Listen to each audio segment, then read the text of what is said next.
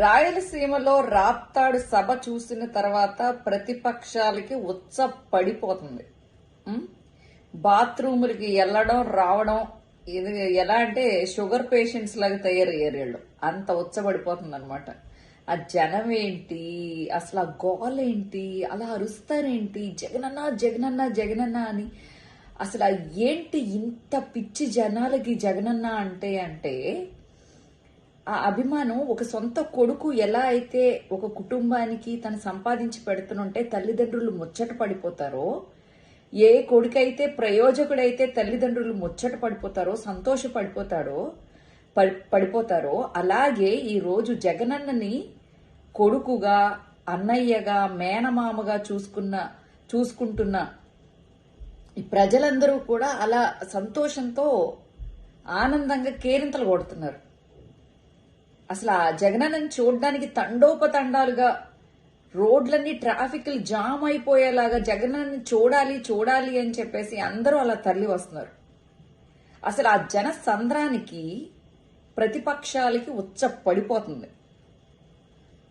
ఈరోజు జగనన్న ఒకటి అడిగారు, ఇంతమంది కలవాల్సిన అవసరం ఏముంది, పోనీ నేను వీక్ క్యాండిడేట్ని అయితే అని అడిగాడు. ఎందుకు కలుస్తున్నారు మీరందరూ? ఎందుకు కలవాల్సి వస్తుంది? ఎందుకు మీరు ఇంత బలాన్ని కూడగొట్టుకోవాలి అని చెప్పేసి అనుకుంటున్నారు? తెలుసు జగనన్న గురించి.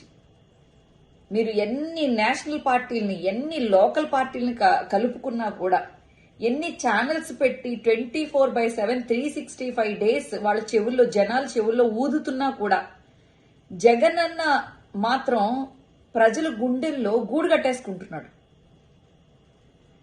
మీరు ఎంత ఆ గూడుని చెదరగొట్టాలనుకున్నా ఖచ్చితంగా అది కుదరదు. అయితే నేను ఒక లిస్ట్ చెప్దాం అనుకుంటున్నాను.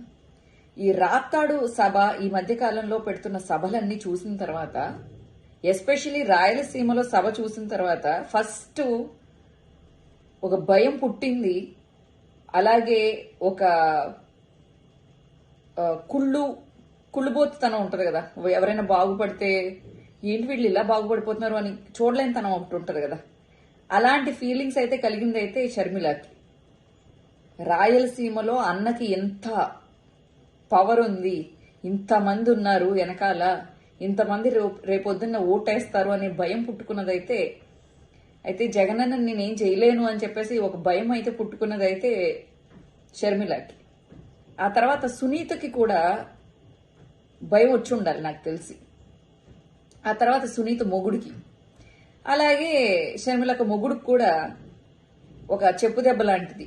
ఏంటిది? ఈ జన సందోహం. నెక్స్ట్ ఎవరైతే 24/7 365 days చెవుల్లో ఊదుతున్నారో ఆ ఛానల్స్ అన్నిటికీ ఉచ్చబడిపోయింది ఈ రోజు ఈ సభతో, రాప్తాడు సభతో. అలాగే ఇంకా చంద్రబాబుకి చెప్పే అక్కర్లేదు.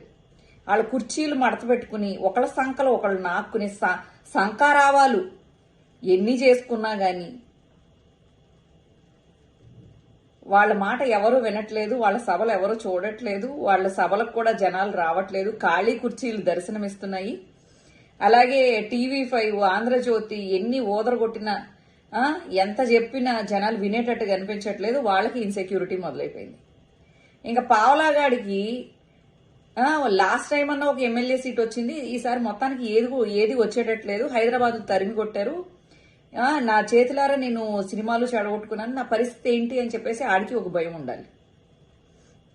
All the very best Jagananna. నిజంగా మీ వ్యూహాలు అండ్ మీ సభలు అండ్ ఆల్సో మీ మంచి వాగ్దాటి ఇవన్నీ చాలా బాగున్నాయి. జనాలు అందరినీ ఆకట్టుకుంటున్నాయి మీరు మాట్లాడే మాటలన్నీ కూడా.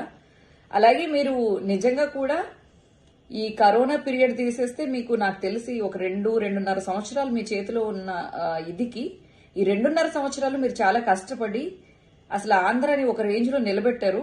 ఏ లీడర్ కి చేత కాదు. మీరు ఛాలెంజింగ్ గా చేశారు, మీరు సక్సెస్ అయ్యారు.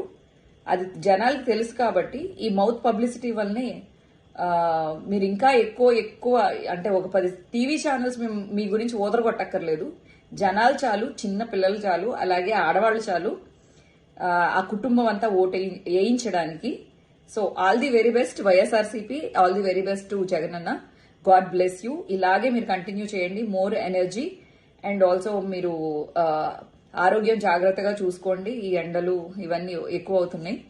సో ఇంకా మరింత ఉత్సాహంతో మీరు పాల్గొనాలని సభల్లో, మిమ్మల్ని దేవుడు చల్లగా చూడాలని, ఆ ప్రజలు కూడా మిమ్మల్ని బాగా చూస్తారని కోరుకుంటున్నాను.